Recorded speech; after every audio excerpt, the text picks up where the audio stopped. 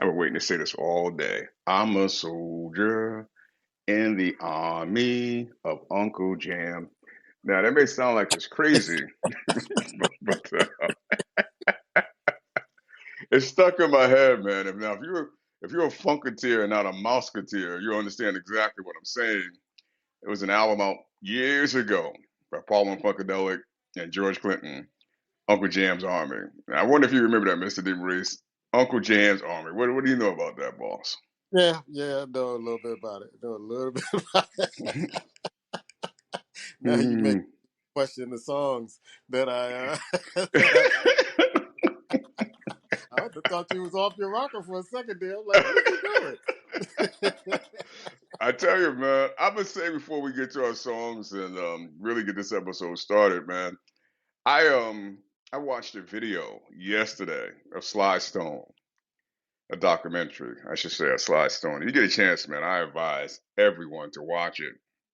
You realize how influential this young cat was. When I say young, tender age of 18, 19, into his mid 20s, what he did for the music world and it's still being done to the music world is amazing. And it gives some more insight into his life, how things happen. But watching that, they was talking to George Clinton one time, and they said to George, "You and him we're good friends." He said, "Yeah, for a period of time, we hung out for about several years, maybe about 8 years. So it was real tight."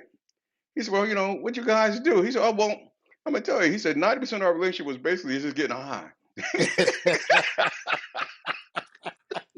Oh, Pretty much it. oh, George don't play, man. He don't play. He doesn't play. What I want to say too, man, I want to thank folks for giving us an ear because we have grown into moving to some foreign countries that, wow, man. I mean, Germany has always been a good foundation for us. I want to thank the folks in Germany for listening. But we picked up some listeners in South Sudan, France. Welcome aboard Ukraine, Japan, Australia, Georgia, and India. These are countries now that are really tuning into when Black Men Talk. I want to thank you for doing so. And of course, the cities throughout the United States, hey, we got plenty of love for you too. Mr. DeMaurice, I did ask last show that we kind of basically take a couple of songs, two or three songs, and that had impact for us and go over it. So I'll come to you for your first one, and then I'll take one. We'll bounce it back and forth. Wow. I thought about this when I was in school. There was a movie that came out called The Greatest with Muhammad Ali. And it was on a Friday, and they played the movie in the auditorium of the school. And the song, The Greatest Love of All by George Benson. I mean, Hmm. it still sends chills up my spine because it was like it was speaking to us as children at that particular time, and that we're the future, and that we can do anything we wanted to. We could be as great as Muhammad Ali. We could be as great as anybody in any profession that we chose to go into. And when I hear that song, I mean, just my hair just stand up on my neck because I remember sitting there as a kid, and it just had a very powerful impact on me. Watching Muhammad Ali's life and what he went through, and also hearing that song in the background. And you forget the song because it was the greatest love of all, and you were looking at the greatest to ever do it. That's a good one. That's a good one. It's a very strong song, and I kind of forgot about it until you said it. My first one is going to go way back, man, and there's a cat that we all were fond of. He brought a lot of groove, strongness. James Brown, I'm speaking of. And the song was Say It Loud, I'm Black and I'm Proud. To me, when I heard that as a young boy, the timing of it, oh man, it couldn't have been any better. It couldn't be any better. At a time when we really, at that time, as a community, really needed to hear that, feel that, and at the same time poke our chests out and feel it. And that song too was instrumental, man. Very instrumental. It just spoke of pride, strength, confidence. Don't feel bad about yourself. Don't let them make you feel bad. So yeah, that was it for me. When I thought back to songs that I could play it now, and it probably still have the same impact. I don't think about that. Only thing about that song that kind of bothers me, it didn't have a long shelf life, meaning that it didn't have the impact for our community that it probably should have for a long period of time. So if anything about it that I regret, that would be it. Your second song, sir. Wow, second song. This was a hard assignment because there's so many songs out there, but the second song that came to mind was "The Track of My Tears" by Smokey Robinson, and I remember having I was at a dinner party with Ramsey Lewis, the great Ramsey Lewis, at his house here in Chicago when he was living, and my girlfriend at the time played piano for a church that he was affiliated with. And he asked me, he knew I wrote poetry and everything. And he was like, who are the best poets or a couple of poets that you really, um, you know, read or anything? I said, well, I can go with the traditional kind of answer, Langston Hughes and all that stuff. But I said, Smokey Robinson and Prince. And he kind of looked and he's like, you know what? You're absolutely right. Because it's everything they write is such poetry. But that song pretty much takes me back to times with family back in the 70s, the feeling I had during that particular time. I began to identify with the songs of being a man in this society, and where people think everything is okay because the way you carry yourself, you're the life of the party, all this other stuff. But there are some things that pain you that nobody ever knows, and you keep that away from people. Um, and if you look closely, if you really got to know the person or me or whoever, you could see the track of the tears or some of the pain or some of the things that you've gone through. And but very few people really kind of take time out to really kind of look deeply and identify that. So it brings up a lot of stuff on a personal level, on a level where when I was growing up, things that were happening around me, family, friends, everything. It just brings back a lot of memories. Hmm, that's another deep song, man. And it kind of makes me think about back then. That's when they really wrote songs. In a Hmm. sense, they kind of wrote songs that had meaning, significant meaning, and no matter when you heard it, it kind of gave you something to think about. We're gonna do three, man. Since we do three. I know I said two, we do three because, like, you're right. There's so many songs you can choose from. My second song came easy to me, man. I remember this song always just basically stopped me in my tracks, made me grateful, made me think, made me feel something special. And I remember many times at this, I had a chance to actually play this song when I was in radio. It was the Commodores, Jesus is Love. That song just took a special meaning, man. It just basically came out of, to me, it kind of came out of nowhere, but it just spoke what needed to be spoken. And every time I hear it, midway through it, I would find myself just kind of getting locked into it. And towards the end, when Lionel Richie at that time was singing with the Commodores, when he got towards the end and got to the riff parts, oh my goodness, man, it was always something to kind of behold. And I think about it, you don't hear that song much anymore. It's one of those songs that you just kind of like, it's kind of forgotten about. But that song was so strong, man. Jesus is Love. Your next one. All right, the next one was when I was in high school in North Carolina. I had this cassette, and it was Quincy Jones, and the song is "Something Special," sung by Patty Austin. Hmm. And that song would just whatever I was thinking, going through. When I had a game to play, a basketball game to play, I would always sit there and put my earphones on and listen to that song, and it would calm me down and get me into a rhythm that I needed to be in. But the song is very deep. It's very special. It's about meeting someone special, and they just kind of take you on a whirlwind. And it was like instant love at first sight. So I know last week we talked about we were able to talk about being in love again and all that stuff, and I'm like But this song kind of gives you a little bit of hope that there Hmm. is someone out there special for Well, then play that song and play it off there, my brother. Play it off. Um, you. I'm going to actually I played this song today. It was ironically, this song comes from Kirk Franklin early on when Kirk Franklin basically had the family, and the song is a letter to my friend, and it's basically a letter to God for the most part. And this young cat, I can't think of his name, sung the song, man. And man, that song sometimes could almost bring tears to your eyes. A letter to my friend, and wow, the way it's written, the way it's put together, the instruments, the sound of it all together, totality was something special. I got one You more. know, oh please, oh, One please. more. It's a song by Bette Midler called "Wind Beneath My Wings." So my Hmm. father has songs to let you know how he feels about you, and that's my song from him. Hmm. And so anytime I Okay. hear that, man, Yeah, that's a nice cut. Real nice cut. You said something about the Smokey Robinson, the Miracle songs, and I want to go back to that because you stated about the tears, and people basically don't understand or think about or pay attention to or understand we may have tears. I want to go back to times that you were in past relationships.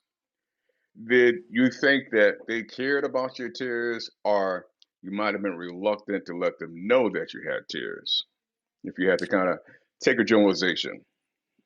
I would, I think both. I was reluctant because I know Hmm. that's not where they were, and I don't get a sense that women really care about what you're going through. It seems to be all about them. You just sent me a video which it reminded me of this question, where a young man was talking to his lady, and he was like, "You never really asked me what I really want." And she tried to cry and give him a hug. And he's like, "No, no, no. This is the game plan to get me off of what I'm talking about." But you're not listening, and I always felt that from relationships I've been in. You can tell women, "Hey, this is what I need. This is what I want." They'll pacify it for a minute or two, but they go right back into the routine of I'm going to get what I want, regardless of how you feel or what you want or what you need. And um, so I have to say I've been in relationships where it has been where they said they cared and they said that they're listening, but based on actions that what they're not really kind of in tune with it. So I'm not going to give any more um, of myself because I know that I'm not going to get what I really need. They're just saying that to pacify me for the moment. And you are in relationships with some women who are just so I call it Delulu land that it doesn't even matter what you want as long as they get what they want. They go by the saying, happy wife, happy life kind of philosophy, and your happiness or your cares and concerns are mean nothing. Yeah, I'll say ditto to that, man, because in reality, it's almost like they're not have the capacity to really care.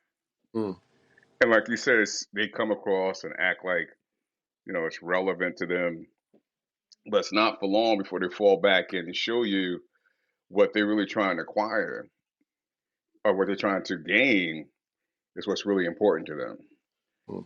And it doesn't seem sincere, and it doesn't feel sincere. Now maybe since we're not used to it, we might be overreacting, but I don't think so because it seemed like that is the plight and the words of a lot of men. And so when I say that they may not be have the capacity, if you're not used to it and you've always been about you and you've been programmed to think nothing about just of yourself, I think that switch is hard to kind of turn on and keep on. I think it really is. I think it becomes very hard to kind of keep on. So yeah, a lot of times, such as you said, you may let out a little bit and you realize it didn't hit a warm, safe place. And when you feel that, now you are reluctant and you choose not to. And at the end of the day, and the foundation of that, that's not how it should be. No. That's really not how it should be. It should be a two-way street when it comes to that. And then sometimes they'll look upon you and think that you're weak because you want to share and you want to open up. They'll feel that sense that you're weak, and at the same time, and feeling that you're weak, they may start to try to manipulate in that sense, based on thinking that you're opening up, which is real crazy. Hmm. Which is when you really kind of pull the layers back and think about it, it's real crazy. You had a question that you asked, man, prior to coming on, and I said I definitely want to get this on to the show because it's different, man. It's real different, and it's deep. It's real deep. So you put out the question, my brother, and we will cut it up.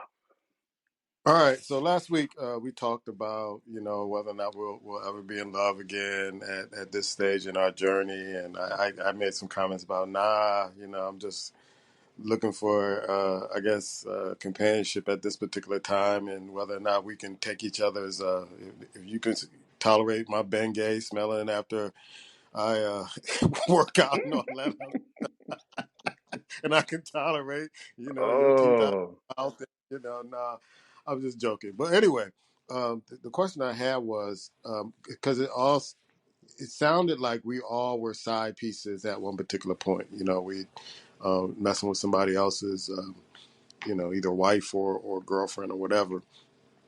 And could that have led to our mistrust or what we think of women, our perception of women at this particular point? um, I'm not gonna say it has no impact, but I don't think it has a strong impact because the times that we probably ventured into doing such, we weren't kind of really harshly judging her as far as trust and that nature. We just weren't. We weren't thinking about it in that sense of long term and that deep. I think the trust that a lot of men, and I'll speak for myself, comes from one when you get your heart broken. And we have talked in this show earlier, or when we first started doing this. To for most men, we believe it's good that you get your heart broken earlier.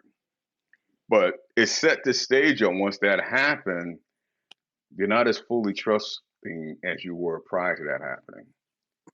You don't want to have that happen. But for me, I realize I look at it this way. And I know they say trust is earned. In reality, it is. But when you're with someone one on one, they will show you and allow you to feel if you need to really trust them. So I don't believe in taking something from previous and blurring it in. I let the situation itself speak to what should really happen for when it comes to trust. So I don't come in basically looking with a magnifying glass and and I look at it, for what I've done in the past, could be misdeeds or whatever. They were what they were. I don't walk around thinking based on what I may have done is going to come back. If it does, it does. I just have to deal with it. But I look at everything individually and I based it from there. But I think in general, I think a lot of men walk around with mistrust of women based on their heart being broken. And we sense that they basically at any time can just flip a switch and do something without your best interest being in mind. And that it sounds simple, but that's what I think permeates our mind, your reaction. Yeah, I think it does have an impact on us because, and I know for me, because you get to see from the other side how she operates, what she says, what she does. I've learned over the years there are no depths that they won't swim in to make things happen so that they can get what they want. Even at the cost of losing a marriage, losing a relationship, hurting people, stuff like that. It didn't matter. It just didn't matter. And you see how they could justify it. You see how they act. I've been in situations where I finally see the other person involved, and they act like they don't even know you, and it's it's one of the most strangest kind of feelings. Like, wow, this person is like a totally different person, and they can switch and change their minds and justify things and not and avoid taking accountability for certain things. I've seen where women have convinced their significant other that they're the one out there doing wrong, not them, while they're with you. So it's Hmm. like, how does this work? How does this magic work? How does this sorcery work with women, and like the justification of it all. Well, he did this, so I have a right to do whatever I want to do, kind of thing. So you get to see it, and you not only see it with that particular woman you have dealt with, you see it with other women. You see it with, you can have buddies talking to you about their particular situation, and you go, you don't want to really tell them right off, but you go, she cheating, she's Yeah. cheating, and you don't want to break his heart because he's thinking that maybe it's him, all that other stuff. And sometimes you do say, you'll ask the question like, you think she's doing anything? And when you hear that question from your friend, you need to really kind of think that question through, because if he's saying, hey man, you think she's doing anything, he's already trying to give you game, like maybe she's the one cheating and she's trying to kind of push all the the savings to you, so to speak. So yeah, I think seeing it from the other side on what they would do, the lies they will tell, the depths they will go to get what they want, it kind of makes you kind of think twice about relationships and women, and whether or not you can believe what they say, or are you seeing what they you know seeing what they're actually doing, or everything that they're doing, is it truthful, is it sincere? So it really, to me, it does make an impact, especially when you get those red flags up in the air. But when I'm listening, I'm wondering, are you taking the actions of few and painting with a broad brush? Well, I could be, but it's like you hear it too many times, man. Because I don't know about you. I know I'm the type of guy that guys come up to and ask me about relationship issues, and that they're having a problem, and guys want to talk. They tend to talk to me. I don't mind that. We do need to talk to each other, and you see it not only in your experiences, but you see it in other people's experiences, and you go, wow. And you kind of think about, if you go by the Bible, where the Adam and Eve and all the women in the Bible who portrayed men over time. And I think I was talking to you and Charles about the Apocryphy, the Egyptian Bible I was reading, the Bibles they took out of the original Bible, and how they were saying the most dangerous enemy of a man or a king is the woman, and how they could take over kingdoms from the inside. They don't need an army. They don't need. He was like, they are the most dangerous to the kingdom of any adversary you can have. And so, if they knew that back then, we're not coming up with anything new now. Samson and Yeah. Delilah. You got all these different characters and that they write about, and it's like, wow, she was able to do that to him. She was able to do that to him, and he not see it. And so, Adam and Eve, don't eat of this tree. Well, I'm gonna eat of this tree anyway because I want to be better. Or this, everything in paradise isn't enough for me. I need some. I need more. It got to be about me. You can't tell me what to do. I'm gonna be independent. So it, so I see what you're saying about just painting it with a broad brush, but this has some history to it. This really has some history to it on how if you go into Greek mythology, Helen of Troy, the face that launched 1,000 ships. This guy had to have this woman. She wanted somebody else. She wanted somebody else. It made it clear to him, I'm not coming back. But he had to have her, and he caused the war to go get her back. So it's like I can understand the broad brush, but this I'm just not speaking on my experience. But it's like a whole history of people been writing about this for years. It's like, guard your heart, because it could be taken, and you could be taken advantage of. No, I'm all for that, man. I totally understand that. I understand the history, but I think that at some point, when I speak of the broad brush, I think you always have to be perceptive. And you have to kind of really be paying attention. But I think too, just like a one person you spoke of, a lot of times I don't speak from the male perspective. I think a lot of times we put ourselves with women that we know from the start we can't trust, but we want to trust them. And a lot of times these cats do that based on how she may sex them, what she may look like, what the case may be. So you overlook what's really there because you're enjoying these other items and you're not really paying attention as whether she's trustworthy or not. Now we all have the chance to be untrustworthy, and they all do. Speaking of women, they all. I mean, they all have the capacity. So I'm not going to take that away from them. But again, I think a lot of times, and I think, like you said, men speak to you. Yeah, and I've gotten that a lot of years, and I still get that. And in saying that, I've seen some cats here again. They're with women that I know they should be seeing more than what they're seeing, but they're blinded by something else. So it's not surprising to me if it's going on, it's happening, because they're not paying attention to what they really should be paying attention to. They're in it for the wrong reasons. So when I say about the broad brush, yeah, there's plenty of that out there, and you're right. And for a lot of men, we feel that's their nature. As much as they point to us, we feel it's their nature for the most part to basically, when they can get away with something we don't know about, they're going to do such. If it's having an affair, that's what it is.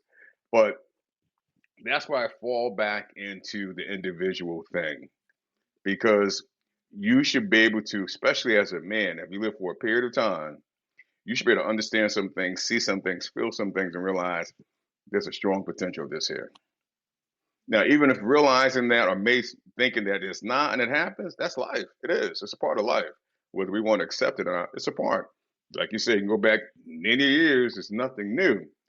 But I think at some point, you can't choose, you can't choose somebody that has that great potential and ignore it.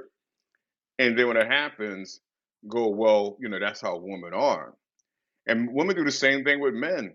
They choose men that have, a history, or that's just exactly, and they don't want to see it. And they think because he's with her, he's not going to be that way. And it's foolish. It's foolish on both sides. But we're talking about the woman aspects. I'll kind of stay there. But it happens a lot, man. I remember, years ago, I may have said this a while ago, and I want to bring it up. And it's kind of like the same thing, but maybe infidelity didn't happen. But I was watching this judge show one day, and this guy basically um, left his wife. He started going to the strip club. He was about 20 years older than her. He was married with a couple of kids. He left his wife and started pursuing the stripper. Now, when he got, her got it, but they got involved, starting getting involved, he divorced his wife, and the stripper and him took in and started living together. It was good for about a year, and then she decided she wanted to go back and strip. And when she decided she wanted to go back and strip, she didn't tell him. She went back and she started stripping. He found out about it, and he wanted her to stay home and do something totally different. But look where he found her, boss. Is that fair to her to basically tell her to stop? That's where you found her. That's who she. That's who she is. Now that may sound extreme, but I brought that up to say that that's a lot of times that's what we do. We find women that are appealing, that are this and that, whatever the case may be, and then we try to put them into a situation to where we want them to fit a mold, and they're not mold fit. They're not. So when I say about painting a broad brush, that's where I come from with that, because yeah, and I'm sure there's a bunch of them out there do, but there's a lot of women out there that basically, without having reason, will hold themselves to one man, one person, and there's a bunch that won't. But it's up to us as men to figure that out about her, to at least have an idea. And to me, if you're asking somebody if you think that she will, you know already. You know already. You ain't stupid. You just want someone to confirm what you're thinking. So again, we have to make better decisions, I believe, when it comes in terms of that. You have to understand, and what you're up against. But a lot of times we get caught up in everything else, and then when she betrays what we, didn't really want to look at and be honest about, then we stand back and we go, they're all of that way. So that's my reaction to it, in a sense, because I think that for the most part, there are a lot of them. They might find themselves in it, but that might not be who they are. But our choices we make to who we choose to be around, yeah. So I'm not going to look at a woman that, I may have been with, that she's been married. I see her for who she is. I see her for the moment, the time that we spent together, but I'm not going to use her as a model just my opinion, to gauge other women. I look at you as an individual soul, and I base it on that, and that's how I've always been.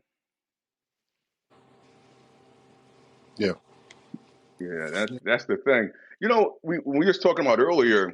We brought about what we have talked about last week on the show about we were talking about love in the sense that we may not want to. We're looking for companionship, but one thing about love, man, this is the funkiest thing about love. Love has a mind of its own. It may not love nobody, but love has a mind of its own. I say that to say you could be walking around and saying, "Yeah, I just want companionship. I want whatever," and then a month later you're in love. You know what I mean? It's like, how did I get here? And we can't act. For me, we can't act like that's not real. We cannot act like that's not real because sometimes, you that happens, man. You come across someone before you know it, your heart's to that person, and you're there. Now, are you fighting it? Are you rolling with it? Because if we're thinking all about the trust issues and all that other things, are we really open to it? Because again, love doesn't, love has a mind of its own. Basically, when it wants to kind of seem like when it wants to kind of just take you over and hold you captive, it does what it wants to do. Your reaction to it. My reaction to it is this: is that sometimes we're led in that direction, and we're still trying to get the goodies at that particular time. We're close. We're not Mm-hmm. there. We're close, and they may be feeling something. It's like, and in your mind, you're like, "Well, I ain't feeling all that, but yeah, I'm gonna go with it because I'm close. That's the I'm mis- close. That's the mistake. That's the mistake. That's the mistake. That's the mistake. I'm close to the goodies. I'm right there. I'm right there. I can taste it. I can smell it. I can taste it. I'm close right there." And so sometimes I think we're led into it, and then we may get emotional or in touch with our feelings because that person feels a certain way. Sometimes we get obligated into like, man, if they're feeling all this, man, I'm gonna feel like a real heel if I tell them this. So yeah, I'm gonna tell them what they want to hear, and I'm gonna be what they want me to be at this particular time because I'm the beneficiary of certain things, and so sometimes I think we're led into that as opposed to us kind of going head over heels. I'm not saying that we don't go head over heels, but I think more so often men are kind of led into this is what you should feel because I'm feeling this way instead of maybe love at first sight and I'm just going all out because you look good and all this other stuff. That wears off at a certain point.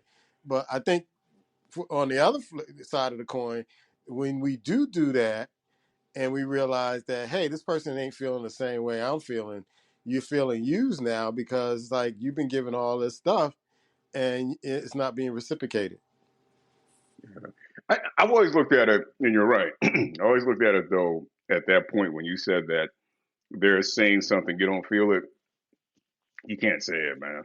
You can't. You can't roll with it. I know. You just can't, bro. You know that pressure. You ain't gonna Nah, say bro. it. No, You man. No, sir. what am No, I to sir. you? No, sir, man. Because to me, you know, here's the thing. A lot of times, and that puts you in situations that force you to, like you said, that pressure. They kind of put you there. And to me, once you kind of play into that, you can't come back. Hmm. You can't. You could try, but you can't. And then if you play into it, it's not authentic. It's just not authentic. And it's just not. And to me, I'd rather just always been rather let it be known. No, I'm not there. I'm not. And if it means that the cookies don't happen, then the cookies don't happen, bro.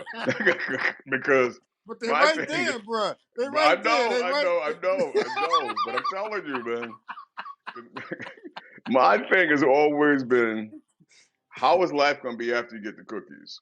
Hmm. Because you got to figure out you want to live after cookies. And realistically, if you're just rolling along to get the cookies and you're saying that and you're rolling, don't get me wrong. I know many men, I'm sure, and I'm just saying how I feel about it because once that happens, there ain't no cookie worth it all that to me. I'm just going, let's just Pam Grier. That's a different story. We talk about Pam Grier, then I'm gonna have to mince some words, but my point is saying is that I've never wanted somebody to come back and say to me, I misled you. You can't come back, you got there on your own. It's nothing that I did to mislead you. You can't come back and point that finger. And to me, if I was to roll that way, I am misleading you. Mm. Just the sake of basically being there. No. So my thing, this is, you feel that way, I understand. But if I'm not there, I'm not placating and I'm not Now, saying it. Yeah. now And let me ask you this: yes, sir. when did you come to that realization? Oh man, hey man, I've been that way for a long time. When I was young, bro. When I was young, because my thing Or what is, what situation kind of led you to say, you know what? Nah, I need to fess up and say what I really feel. I've always felt that way. I just did because here again, to me, that was my way of avoiding drama right off the bat. It was just, that was it. It's like, because I feel like if that was handled that way, you can't bring me any drama. And if you do, I got a certain way to handle it. You just can't. Because now you know really what time it is. So if you come along, you're coming along. There's no drama. There's none of this stuff. So I'm not going to play into that because I want it to be real. I don't want it to be where, as the man that I am, I always like to live on my own term, my own beat, my own music.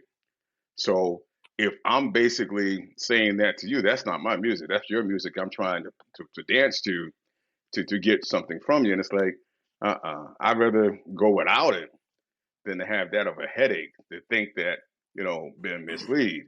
And I can give, it's always been. I can give you examples, man. I have basically walked out of people's homes. I remember, it was a lady I worked with years ago. Just give an example, and this ain't about love necessarily, but we were kind of getting to know each other, doing that, blah blah blah. So she called me one night and was intoxicated.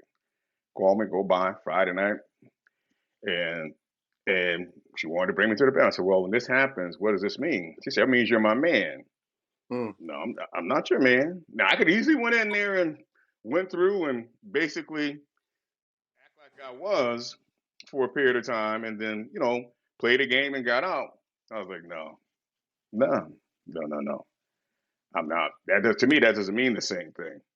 So thank you for inviting me over, and I laughed because I'm not going to be. To me, that's like a blackmailing type of situation. Mm. So to me, if you're telling me you're feeling a certain way, and I'm not feeling that, and I could tell you, I may get there later, but I'm not there now. So this is a chart we must think about and proceed. And then say, well, no, no, no, no. I know me. I'm not there. I know. I'm telling you what I'm feeling. You need to be honored, and respected. So that's where, to me, it's like I'm not opening the door for a headache later on. I'm just not. So if you bring me a headache later on, you'll be dealt with appropriately because I didn't mislead and get you there. So this is what to me, that's what being upfront was about. So I was going to basically just kind of roll in and just, yeah. And don't get me wrong, there's been time, I could say to myself, man, Mark, you can make it. Nah, it's not. To me, it was never worth it. And being that way, I've done well. I've done well, Mm. bro. I'm not gonna say I've done well over the years because that's just being straightforward. And ironically, some people can't handle that honesty. They kind of really want you, as you said earlier, to kind of roll and. But to me, that's not authentic. It's not. And those words, I'm not saying to you if I don't feel it. They just don't come out of my mouth because to me, it starts in my heart first before it comes out of my mouth. So I'm not saying that for us to kind of just hang out and do whatever. Nah, that's just not. That's just that ain't me, boss. They ain't never been. It's been, and I've been that way for a while. Okay. Yeah, yeah. It's just we all take we all take different paths to get to certain things, but to me, if the cookie doesn't come, you know what? It's like they kind of sort of speak. If you miss one bus, another bus is coming. Another bus is coming. You hold off, may take off of that bus to come, but another bus is coming. That's it, man. And that's why I should hear a lot of guys, talk about, I don't want no drama, but damn it, you're creating it in a sense, because, at the end of the day, that physical moment, that physical being, it may mean one thing to us, but if you're saying the words, it's going to be much more to her. It's a good possibility. It's going to mean much more to her. Now, once you done said that, you done got the cookie, she's expecting you to live a certain way, act a certain way. And, walking around saying certain things, and that just ain't it. No, it's just like, and it's funny because, I don't know, maybe I was allergic to that. Because, someone said to me, and I ain't there, man, you're my man. Wait a minute, hold on, hang on a second, hang on. When did that happen? When did that inform me? Because I didn't get the I didn't get the memo. I'm trying to figure out how did that take place where, we had that conversation. I was sleeping or something because that's like, and that has happened. They'll say that to you. You be like, wait a minute, did I? Okay, did I agree to this? And a lot of times they say that to you. Don't get me wrong. They don't want you to say anything because that's another way to kind of submerge you into it without really talking about it. And if you just roll with it, okay. And if that's what you want, that's fine. But if you don't, like, wait a minute. How did this become, I'm your man? Because here again, to me, that sets up the possibility for drama. And, that's one thing I've always tried to avoid, man, is drama. I mean, it's not to me. I think if things are done a certain way, it doesn't have to be part. Now, some people live on the edge of drama; they love it, but that's not one thing that I'm into. I want drama. I turn my TV on. Your reaction, man? Yeah, I mean, I know it's got to be a time where you learn the lesson. I'm trying to figure out the time where I learned the lesson. It had probably been in my mid 20s where I'm like, you know what, gotta really be careful what I say, what I agree to, how I kind of fall into things because it may not be what I want. And if I'm not getting anything out of it, then I can't give too much in a sense. So, yeah, I think um, we all kind of ate the fruit and learned those lessons along the way.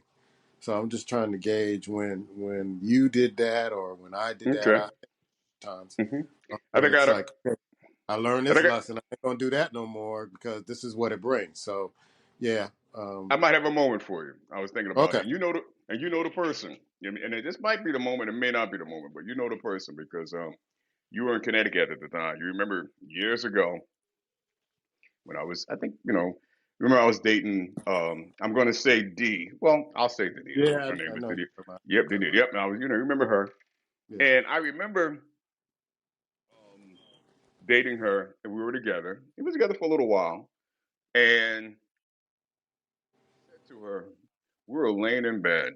And I mean, this was my struggle. It really was. And I said to her, I don't see myself just being with one person. And she said, what do you mean?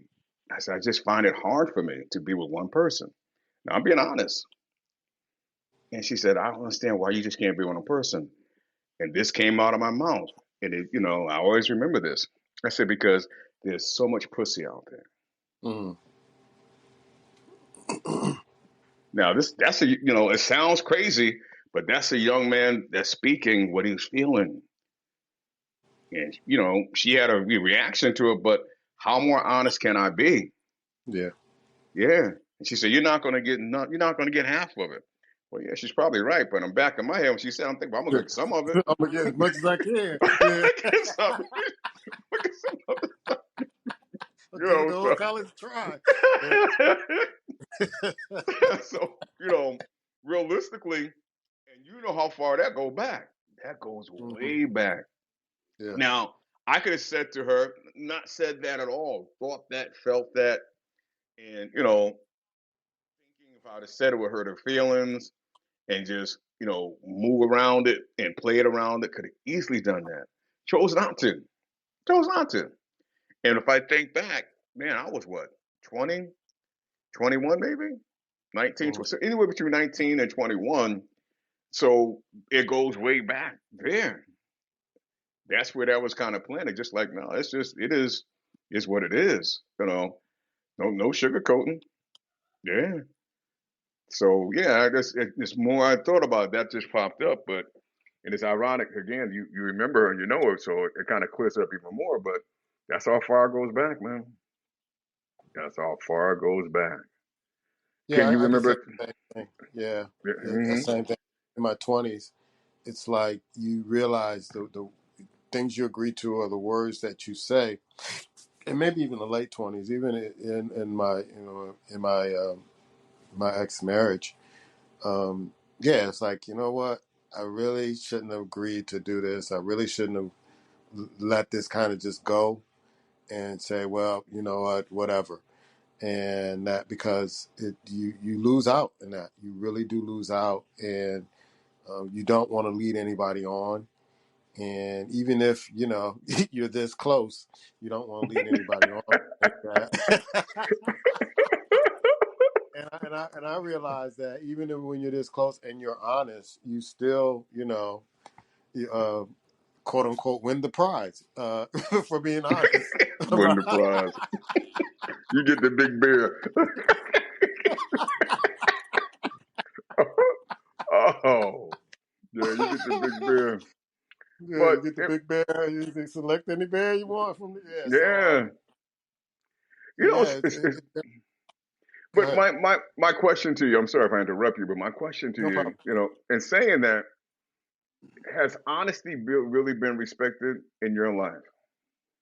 Not most of the time, no, Yeah. because I feel like the more honest you are in these situations, it's like it's almost like they try to bat that out the way to get what they want anyway.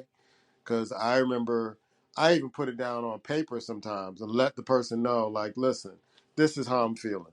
Because maybe you're not listening to what I'm saying, but you can always have that paper in front of you, and I can make it as clear as possible. You can read it over and over and over again to get the gist of what I'm saying. And you're being honest about it, and it's still not received well because I always felt that, when you said earlier, men getting their heart broken earlier, is a good thing for us because we learn how to accept rejection. Some of us, not all of us, some of us, but women don't.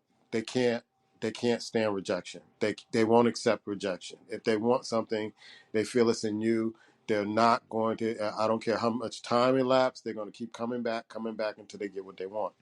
And so they're not used to that feeling of they had to go and ask the prettiest girl to dance and get rejected and have to walk all the way back down across the dance Hmm. floor with, Yes, with sir. no dance partner.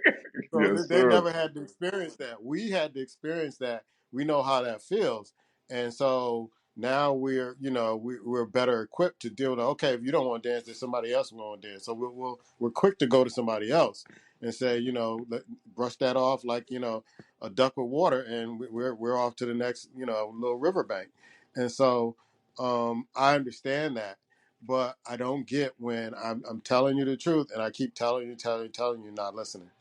And that makes me think that damn what I want is only what you want. And that drives me away even further. Yeah. What I've noticed with honesty too is when you speak it, sometimes it gets, even though you say what you say, they don't take it for what it means. Their interpretation No, is totally different. Yeah, it's totally different, and they'll come back and say, "Well, you did so and so." You're saying, "No, no, no. I'm saying X, Y, Z." But they want to take it to be something else, and partly because they can't handle honesty. But in reality, they are so used to men lying to them, hmm and they sometimes they know they're lying. They rather accept a lie than accept the truth. They'll say, "Just give me the truth." No, that's not it. That's not it. It's a whole funny thing where I think you said this before about, I remember Al Bundy said, and this is simple, but they'll say to you, "Does this make me look fat?" And if you say, "Yeah, it makes you look fat," but it's not, like Al Bundy said, it's not the dress make you look fat, it's the fat make you look fat. Can, can you be honest to say that and they accept that and be like, okay, without really, for the most part. So they kind of sometimes put you in a realm where The truth is not really going to. I mean, that's a joke thing, but even when it comes to forming relationships, they're pushing around where they want you to basically lie to them. They expect you to. Hmm. So at that point, if you lie, they kind of push you up against the wall. You lie, they go come back and they say, "Well, you said X, Y, Z." You can't. Well, I can't say it. You can't say them to me. I feel you can't say, "Well, I said that because I, at the moment, I felt it was the right thing to say." No, but it's. I think they're accustomed. They've been told that most men lie, they cheat, they do whatever. So it's like they come to expect it, and it's what they're used to. And when it's not there, it's hard to understand. It's hard to accept. As crazy as that may sound, it's hard to accept. Hmm. And it's almost, as you were speaking earlier, that we assume most women are going to cheat. So sometimes when you come across one that's not built like that, you don't think she's real. Excuse me, because you've been, believing that, that's the majority, that's what it really is. And it's crazy. It's absolutely crazy, man. And I think that overall, we spend a lot of times missing each other because we don't really learn how to communicate each other. We don't. We basically communicate based on what we're trying to achieve as an individual, not just trying to understand what other person stands, where they are, what they believe, what they feel. No, we're communicating basically trying to one up, trying to gain, and trying to accomplish something. And it's like, shh, I mean, many times they'll say things to try to get a reaction. That's not communication. No. No, I mean, to say something to get that's like, I mean, damn, you did that. I would have thought that would happen in high school. But as grown women, they're saying things to see what your reaction would be. Well, you said this, you should have. Wait a minute. Yeah. How are you gonna tell me what I should have said? Just think Yeah. about that for a second. Mm-mm. Why say something to get a reaction? Why not just communicate what is straight and what's pure? Your response to it. Yeah. I was having that discussion earlier this week about that, and I didn't put it in the form that women do this, but it was something that happened at certain business transaction I was dealing with. When I hear somebody say, "I feel," and usually when women say that, "I feel this," you know that the problem solving is out the window because they're dealing with strictly emotions. And one particular person in this transaction, when they were being confronted with a situation, they said, "Well, you're saying it in a way that is threatening to me." And it's like, how did they get threatening out of what you said if it's the truth? Hmm. And like, they rather deal with the emotion, they rather deal with the feelings instead of getting down to what do we need to do? This is a situation. How can we get to the solving this problem? And it gets so much in the way that it's just it's frustrating to deal with people that don't want to deal with the issue, aren't equipped to deal with an issue, but want to run interference with how they feel, their emotions, how that made them feel, without even addressing the problem that's at hand. And so when I hear somebody like, "Well, I feel," I just zone out because I know that whatever's coming after that, "I feel," is not something that's going to help solve a problem. Yeah, once you start making yourself the priority in the conversation, for the most part, the conversation is over. Hmm. It really is. When you start to do that, I feel, and you're basing everything on you. And what this kind of said is they want you to cater to what they feel, who they Hmm. are, do everything at this point built around them. And some guys do, man. Just keep it, real. Some guys, fall in that because again, they want the cookie. If they got to do that to get the cookie, that's what they'll do. And then it's all messed up and topsy turvy later on. Gentlemen, we're going to, not gentlemen, this is going to basically put a lid on this, man, and kind of move and do some other things. But hey, man, I love the question. We got to do more of this, man, because it gets to the heart of what's really going on. It really Yeah. gets to the heart of what's really going on. And trust is a big issue. It really is. But I want to say this before we get out of here, man, because I know she said this. You were talking about our grandmother last week. And our grandmother said to me, Mr. Mark, don't marry a real pretty woman. And I know she said that to you. I'm sorry, And girl. I know. I couldn't hold that with a beating grandma. She was like, because you'll be worried about her. She might do this, and people. And I was like, I understand what she was saying. You're not going to be at peace, but I'm sorry, man. That was one of the things I heard, but it couldn't really sink in. I'm not saying she had to be super pretty, but to me, again, if you got to be worried about somebody that you're with and untrusting, and they're not basically allowing you to have peace, you're with the wrong person, man. You're with the You know, wrong person. I thought about that same thing yesterday because I was talking to a buddy and he had this picture on his phone. And I'm like, who is this? And it kind of reminded me of Maya, the singer. Hmm. And he's like, oh, that's my headache. I'm like, what? And he said, that's my headache, man. He said, ballers coming after her, all these folks coming after her, man. He said, man, that's my headache. That is my headache. You can see the wrinkles when as he was talking about it, Woo. swimming in his head. Aging him. Like, I'm like, man, she's a good looker. So yeah, she get too much attention. I'm like, wow. And it reminded me of what grandma said. It There reminded me, it is. yeah. There it is. All right, man. We get together in 6, 7 days and do it over again. That's when Black Men Talk. God loves you. We love you too. Take care of yourself.